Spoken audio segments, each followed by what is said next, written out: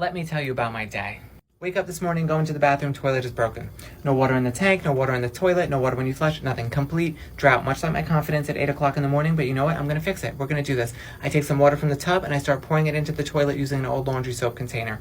It's not working. It's disappearing, it's evaporating. I don't know where it's going. I don't have time to find out because I have to be at work. I race to work, I'm a nanny. Today we decided we're gonna go to the museum. We go to the museum, lots of fun. We leave from the museum. I'll tell you where all the water from that toilet was evaporating to, into New York City. We step out of the museum into a waterfall. It is a whitewater rafting without a raft. It is Noah's Ark without the Ark or Noah. It is me, a toddler, and a dollar store umbrella and a bus stop 3 blocks away. But we do it. He's great. We're running, and I only have us run because I know at this bus stop there's an awning. There's an awning we can stand under while we wait for the bus. There's no awning today. The awning has disappeared. There is nothing for us to stand under. We make it on the bus, though. We make it work. We get home. We dry off. We do dinner. It's time for his bath. I go to draw his bath. I turn on the water. The water is not set to bath. The water is set to shower. I dry off again. I leave from work. I come home. I'm smelling. Something smells very good. It's very fragrant. Very much Tide detergent. I go in the bathroom and there's no flood, but there are bubbles overflowing from the toilet because when I was away, the toilet seemed to refill itself. And because I used that old laundry soap bottle, the toilet is now overflowing with bubbles. Tide bubbles. So now I am sitting in this tub fully clothed. There is certainly no water in this tub, and I am simply reflecting. A young girl walked into the tattoo shop, and she said, "I'm turning 18 years old tomorrow, and I want to prank my dad. I'll pay you $100 to do it. I've been to 3 other shops, and none of them will help me." And I said, "Well, I'm your guy, because I love pranks." So she tells me the plan, and I'm like, this is fantastic. It'll get him for sure.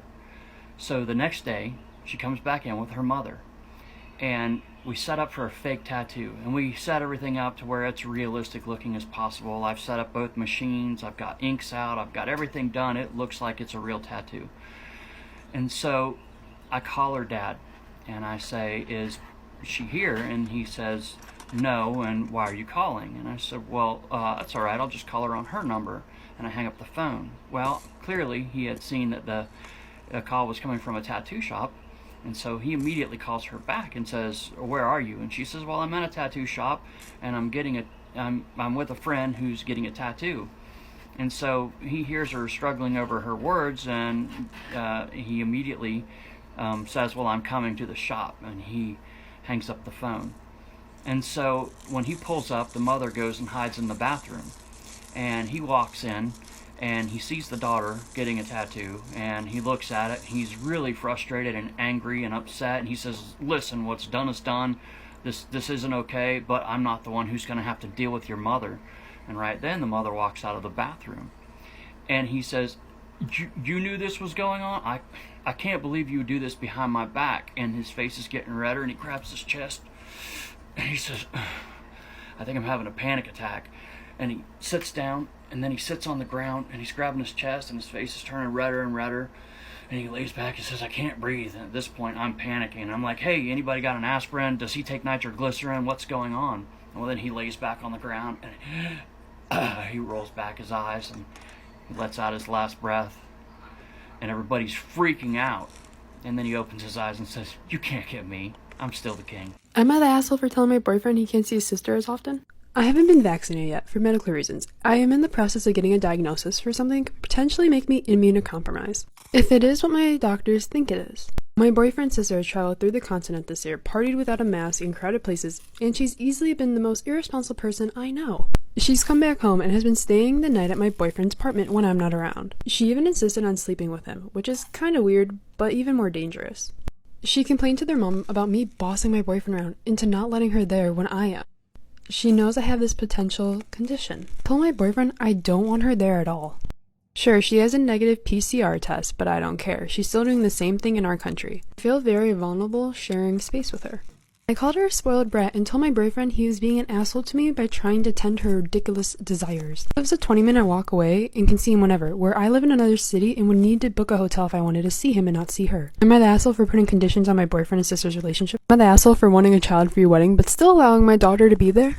My fiance and I are getting married in October, and while getting ready to send our invitations out, my future mother-in-law saw that I had a note stating that no children under 14 are allowed to attend the ceremony and the reception. There was also a note stating that if they need accommodations for a babysitter to let me know, because I'm hiring my usual babysitter for my reception and she's able to take on up to about 6 kids. My mother-in-law asked what I'm going to do about my daughter when I said she's going to be in the ceremony as the flower girl because she is 5. And then after the ceremony, she's going to be with her babysitter. My mother-in-law asked if I thought it was going to be unfair, and that if I'm absolutely saying no children under 14, then my child, who is under 14, shouldn't be allowed to go either. Well, of course, my mother-in-law went to both sides of the family, and I guess that quite a few people are upset that I'm making rules, but not enforcing it on my own child. Am I the asshole? Should I be enforcing the rules with my child? I also feel like it's my wedding, and I feel like my child is well enough behaved. Am I the asshole for telling my girlfriend to actually use her brain? So a bit of a backstory. My girlfriend once used a kitchen knife to open a coconut. Lo and behold, the knife ended up getting disfigured and ruined. I thought it was a funny moment, so I just blew it off. I recently bought new knife replacements, and she decided to use one of them to open the super glue and cut the tip off. I ended up finding the knife on the kitchen chopping board with a glue stuck to it and the chopping board. Obviously, I'm pissed. The knives were a week old and expensive. I commented saying it was careless and stupid, visibly frustrated. Then I said, next time, use your brain. She clearly got upset by this comment and then decides to ignore me for the rest of the day. I try to move past it and make us lunch, but she continues to act the same way. I make a comment saying, I know you're pissed about what I said, but let's just move on. She refuses to move on. She woke up this morning and said she wants to talk about what happened. She tells me, you're not going to like what I'm going to say, and then compares me with my father and calls me abusive. I think this is totally unwarranted and unfair, but am I the asshole? Am I the asshole for not going to my brother's wedding? My little brother is getting married to a girl he's only known for about a year, and in that time, they've been engaged for about 9 months. In that time, she's broken up with him and they've called off the wedding 4 times, and there's a strong reason to believe that she's cheated on him during those times. My family and I, husband, 16-month-old, and a 3-year-old, are living across the country temporarily but normally live in the same state as him, and where the wedding is happening. My husband can't take off work for basically a week to go to a wedding, and I don't feel comfortable traveling across the country with my 2 babies by myself. My little one still nurses to sleep and we all co-sleep, so without me, I don't think anyone will be getting any sleep. Also, his wedding is scheduled for the day after my anniversary, and this will be our 5-year. I've told my brother this and asked if he can just reschedule for January when we'll be home, but he says he can't.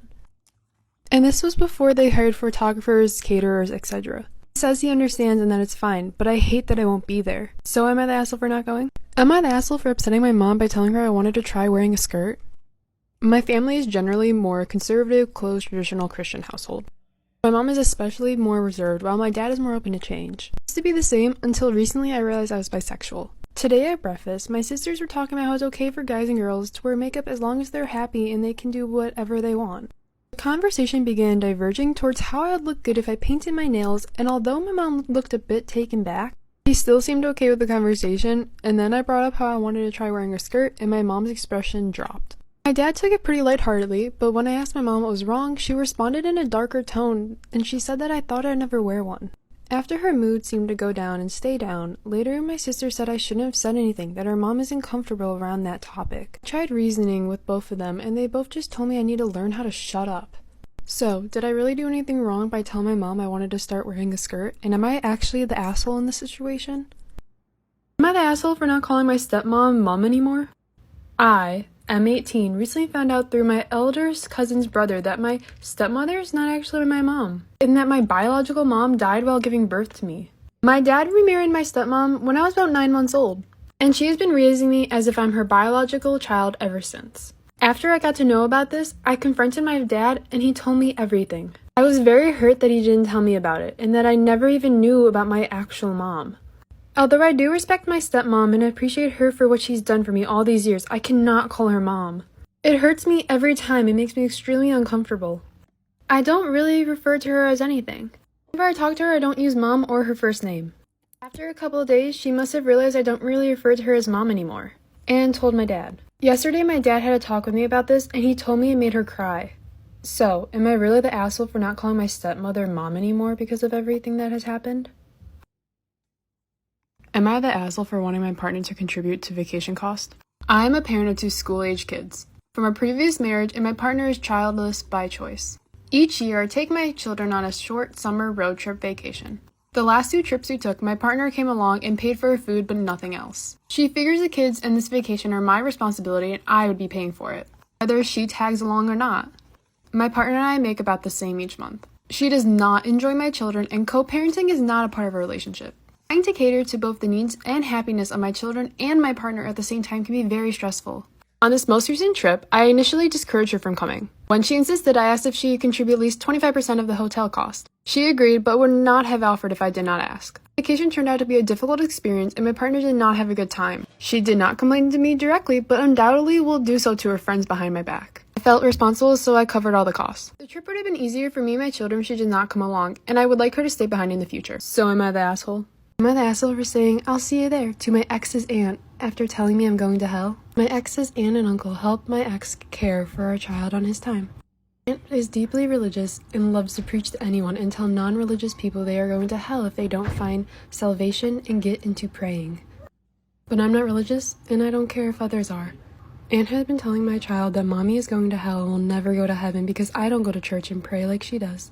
I had mostly brushed that off and told my child that mommy will be okay. My ex is an atheist, and I doubt she says the same about him.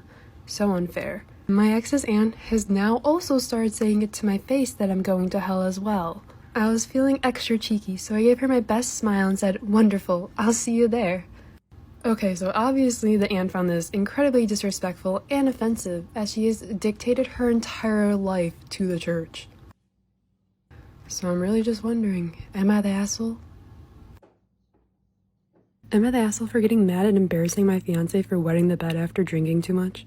So last night, my fiance was drinking. Well, they got pretty smashed, and before he got into bed, I told him to go to the bathroom, and that if he pissed in my bed, he would have to buy me a new one. I got to sleep at about 4 a.m. Then I'm woken up by getting sprinkled on. I'm obviously not happy. It's now 5:29, and he's mad at me for griping at him. I ushered him to the bathroom and gave him a towel, changed my pajamas and pillowcase, luckily it didn't go through, and then cleaned up the piss off the toilet and floor. He's mad at me because I embarrassed him about pissing on the bed and on me. He says he would never do that if I bled the sheets because of my period. And then I'm like, but my period wasn't caused by my choice to drink too much. So am I really the asshole for getting mad and making him feel embarrassed for pissing on me and the bed? I really don't understand why he's so mad, and he keeps calling me the asshole. So I'm just wondering, am I actually the asshole? Am I the asshole for choosing not to help my girlfriend after she got hurt on a bike when I previously warned her? Well, she wanted to try mountain biking, and I told her it was a bad idea and that she should not go. I told her she's going to hurt herself knowing it is her first time. Well, she went against what I was saying and decided to go with her friends anyways. Well, sure enough, she got hurt. She fractured her wrist and broke her leg.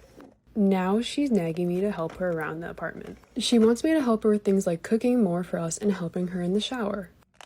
She's more than capable, but it just takes more time and effort to get it done, and I don't see the need to help her.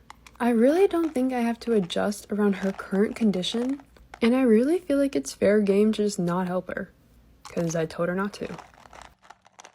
She really doesn't understand why I'm not helping her, even though I've told her why. She's telling me that I'm the asshole, so I'm wondering, am I an asshole for not helping my girlfriend after I told her not to get on that bike?